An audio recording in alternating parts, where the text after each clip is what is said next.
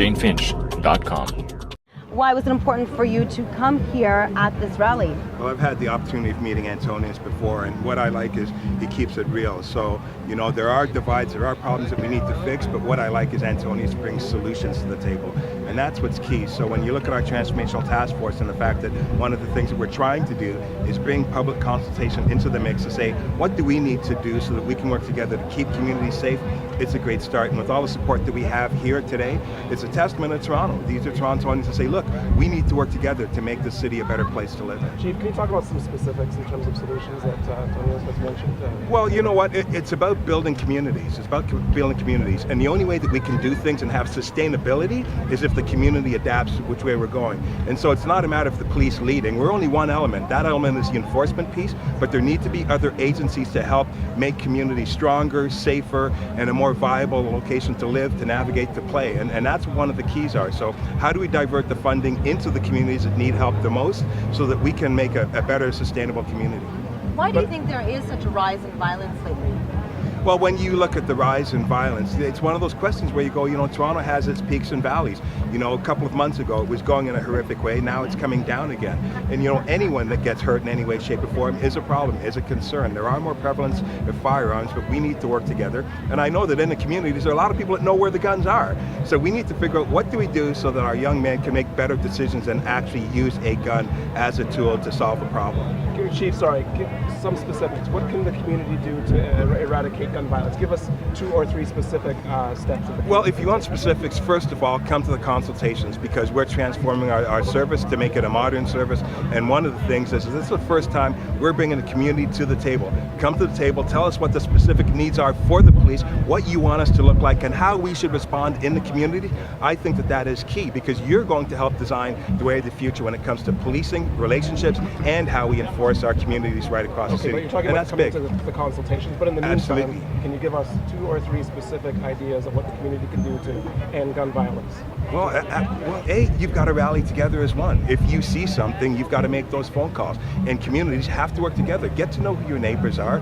Get to figure out what the things are that are not making the community safe. And then work with each other to try to build those things. And not just rely on police and say the police have to come in here and fix this.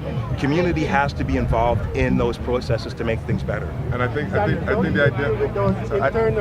the idea is for us to create a shared platform for inclusivity. We don't want to alienate people in the community. There's so many great stakeholders, and I think what the chief is trying to say that by having a shared platform, having everyone's voice heard, we could design a collective outcome.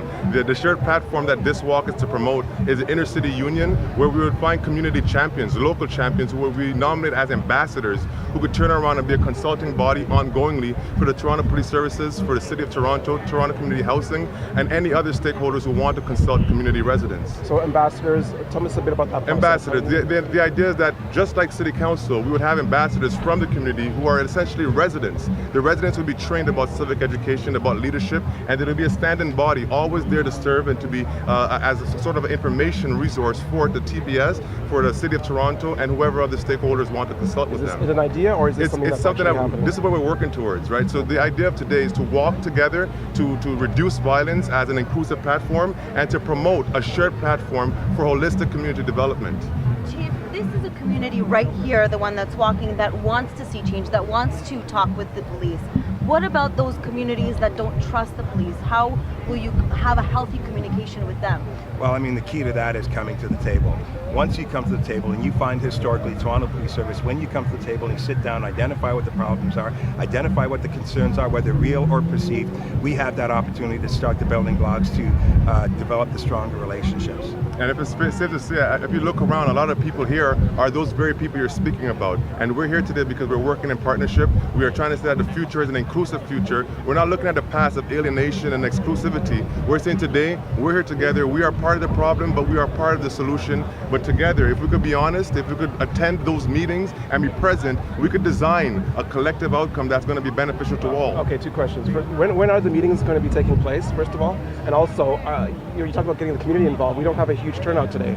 Well, so the part of that challenge, but quite honest, is we only had 6 weeks to organize this. And I think with 6 weeks, it's a lot of turnout. And if we had more time and more support, it'll be a lot better. This is the first step, and it's a seed. And we know seeds, they get planted, they grow. So as the future comes, we will grow, but this is the first step.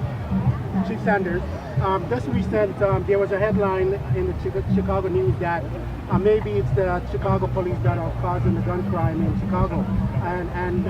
So how would you deal with internal deviants that have slipped through the crack in the Toronto Police Service? Well, I don't want to speak for Chicago. This is the city of Toronto. Chicago has completely different dynamics. And when it comes to accountability, I'm responsible for the conduct of all the men and women. I've got good commanders that are in place to make sure that all our officers are in check. And we need to figure out how we can improve on our conduct each and every day. And that's something that we take seriously.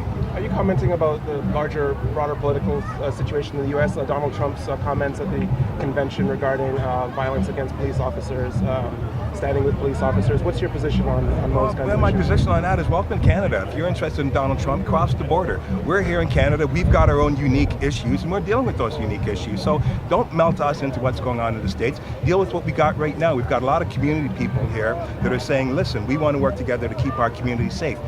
That's what we need to champion. I'm glad that the media is here for something positive, because normally around these areas, it's the negative things where people are stepping over each other with cameras. This is a positive thing. This is a step in the right direction. How we personify neighborhoods, how we personify communities is one of the first steps in making sure we get it right. I think one of the important things to look at as part of the solutions is employment. Here in Jane Finch, similar to many of the other communities that are coming together, the unemployment rate here is 33% for youth. That's quite higher. It's about twice the average for the city.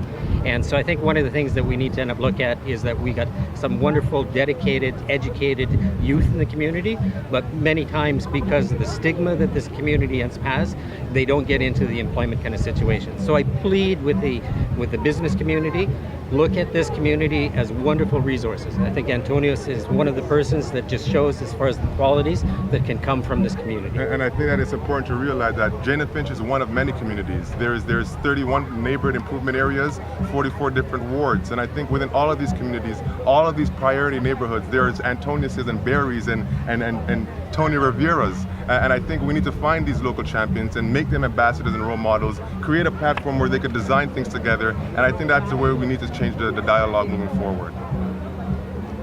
That's great. Thank you, everybody. It's great. Thank you. Okay, now everyone.